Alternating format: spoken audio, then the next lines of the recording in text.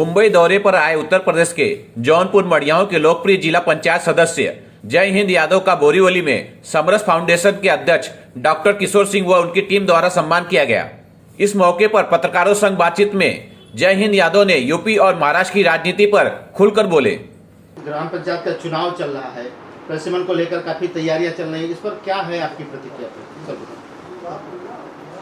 अभी तक तो ये हम ग्राम पंचायत और जिला पंचायत और क्षेत्र पंचायत का कार्यकाल अभी मार्च तक है, लेकिन अभी तक जो चुनाव का कार्यकाल था वो हम लोगों का कार्यकाल पूर्ण रूप से दिसंबर में ही समाप्त हो गया। पंचायत का चुनाव और जिला पंचायत का जो है 13 जनवरी को जो है कार्यकाल समाप्त हुआ, लेकिन जब तक प्रशिमन का अभी तक सरकार हमारे हिसाब से अभी तक तय नहीं कर पाई कि हम चक्रमानुसार करें या हम जीरो से जो है प्रशिमन को लागू करें। जो आरक्षण की प्रक्रिया है उस आरक्षण की प्रक्रिया में सरकार अभी विफल है।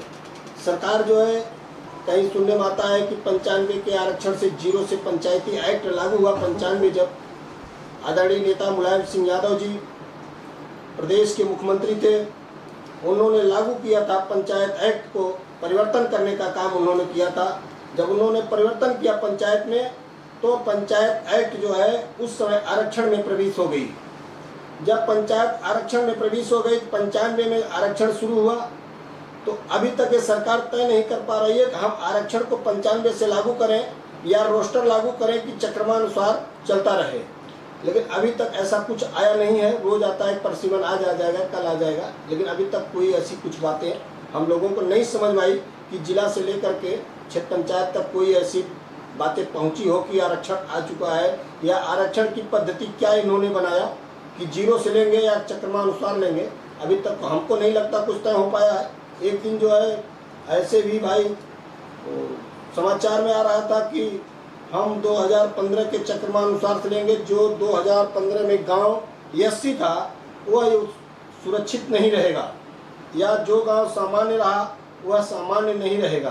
तो ऐसी चक्रमानुसार की बात चली, लेकिन बीच में बातें चली कि 2005 के आरक्षण के सूची से इन्होंने गांव को करने जा रहे हैं, लेकिन अभी तक कुछ इस पे जो है स्पष्ट सरकार नहीं कर पाई है।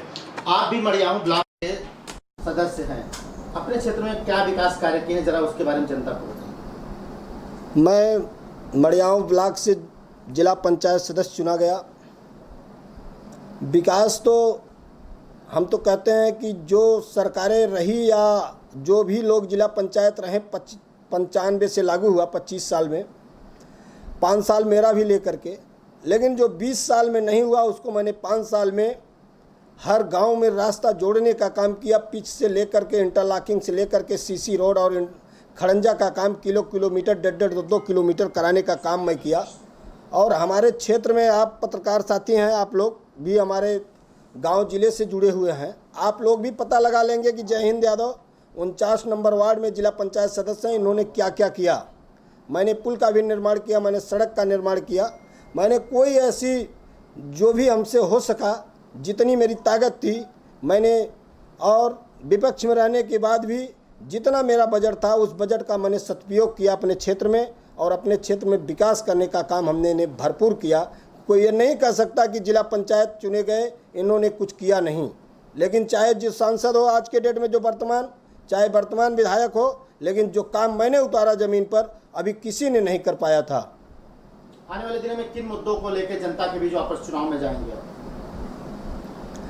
आने वाले दिनों में भाई जनता को पानी, नाली, रास्ता, खड़ंजा, ये सब के मुद्दे पर लेकर के हम अपने क्षेत्र के चौमुखी विकास के लेकर के हम क्षेत्र में अपने हैं। और क्षेत्र में हम तो समझते हैं कि अगर दोबारा जिला पंचायत में लड़ूंगा तो दोबारा जिला पंचायत चुन के अगर जाऊंगा तो कोई हमारे यहाँ कच्ची माटी का रास्ता नहीं मिलेगा। आपको मैं ये विश्वास दिलाता हूँ।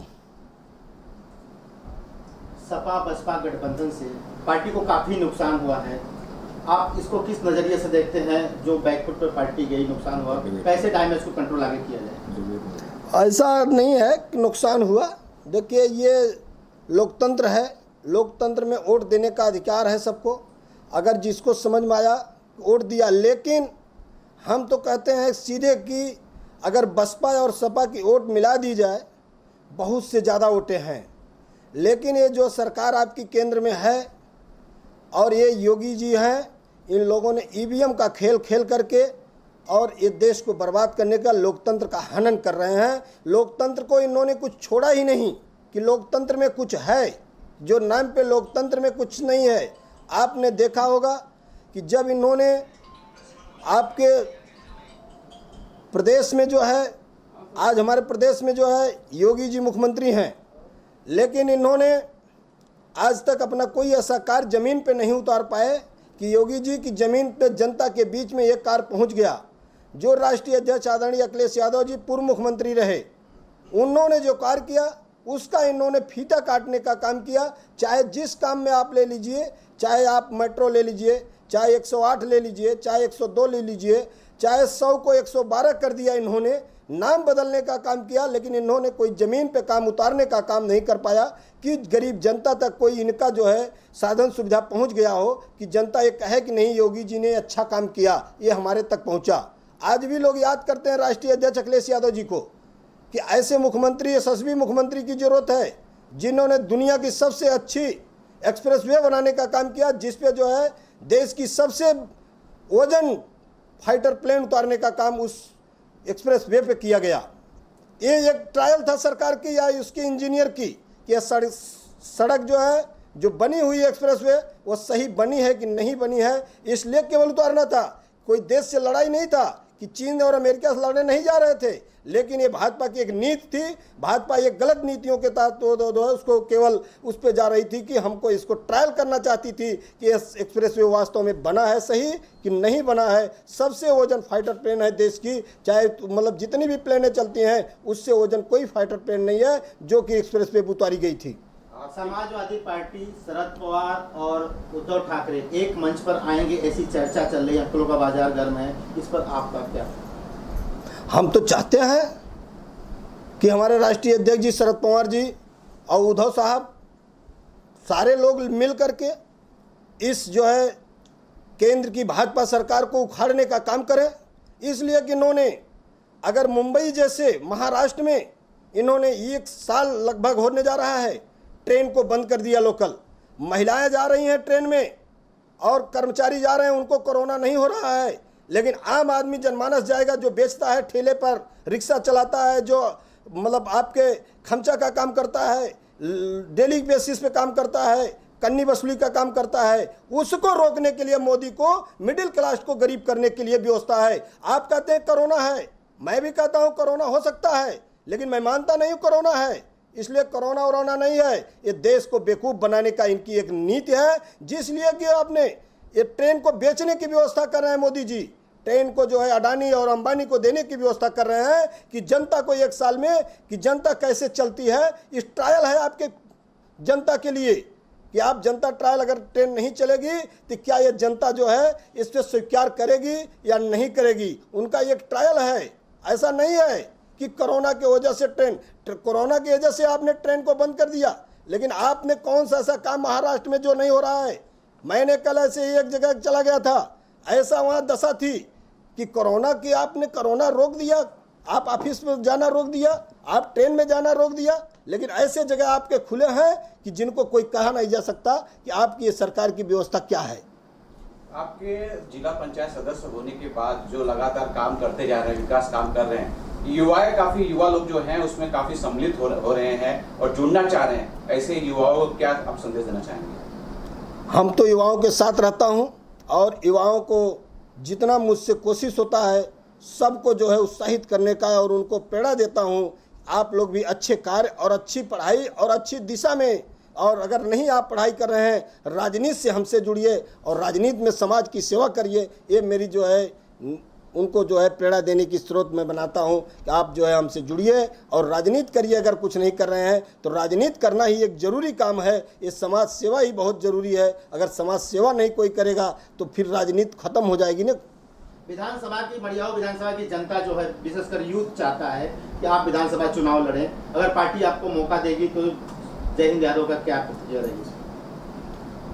भाई हमारे आदरणीय राष्ट्रीय अध्यक्ष जी का अगर आदेश होगा, उन्होंने अगर मुझे प्रत्याशी बनाएंगे तो निश्चित रूप से मैं विश्वास आपको दिलाता हूं कि मड़ियाहू से विधायक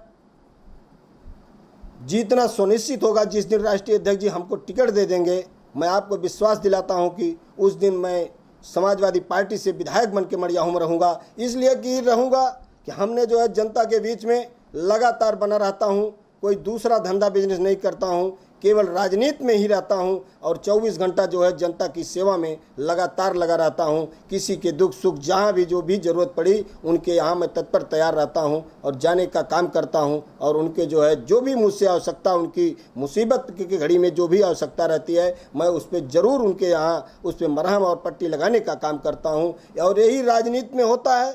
राजनीति में कोई कुछ लेके नहीं आया है, लेकिन राजनीति में अगर किसी व्यक्ति के यहाँ आप पहुँच गए उसके दुख में या उसके सुख में, यही राजनीति का मेन कारण है। और रह गई बात कि राजनीति में जब चुन के आदमी जाता है तब उसकी विकास की परिधि तब चुनी जाती है कि आपने विकास क्या किया। आपको हमने जो है बड़े शौक से विधायक बनाया, बड़े शौक से जिला पंचायत बनाया, तब आप क्या करिए जो है तब उसकी टिप्पणी होती है।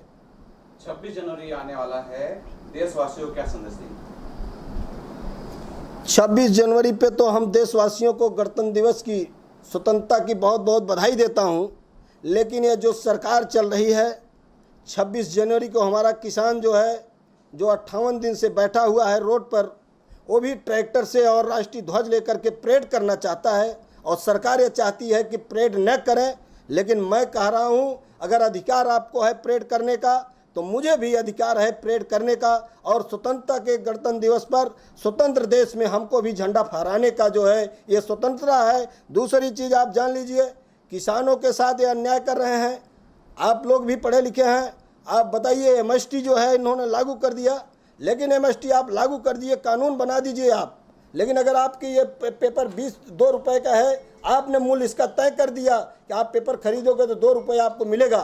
लेकिन क्या गेहूं का मूल्य अगर आपके खेत में 20 रुपये 25 रुपये जो भी आके तय करके चली जाएंगी प्राइवेट कंपनियां, हमारा केवल किसान का ये कहना है कि हमारा गेहूं जाए न जाए, लेकिन अगर हम पैदा करके अपने घर में रखें तो ये जिम्मेदारी आपकी है, आपको ले जाना है। अगर आप नहीं ले जा रहे हैं, आप मुझे पैसा देने का काम करिए, जो भी रेट से हमारा आपका तय हो। किसान की इतनी ही लड़ाई है और किसान को ये जो है बेवकूफ़ बना रहे हैं।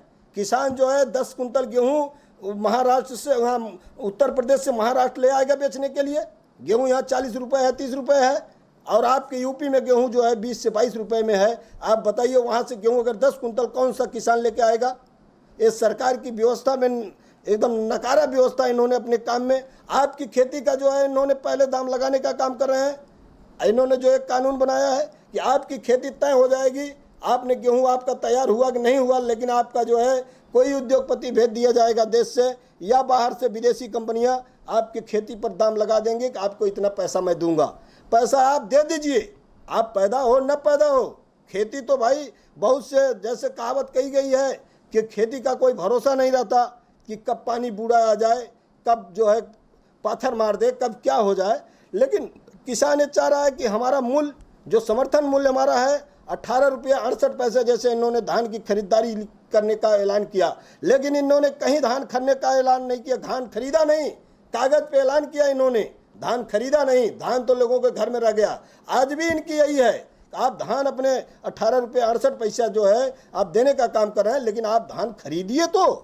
आप कहते हैं कि हम खरीद रहे हैं, आप कागज पे खरीद रहे हैं, बिचौलिया खरीद रहे हैं। जो आपकी जो है बड़े बड़े दलाल हैं, दलाल जो है धान खरीद ले रहा है 500 कुंतल 1000 कुंतल, वो दलाल जो है उसका धान जो है आपके जो है, चाहे जो भी जो है एग्रो में जा रही है, चाहे पीसीसीएफ में जा रही है, चाहे जहाँ जा रही है, लेकिन वो दलालों का धान लिया जा रहा है, किसानों का धान नहीं लिया जा रहा है। सरकार की, ये सरकार से किसानों की लड़ाई है।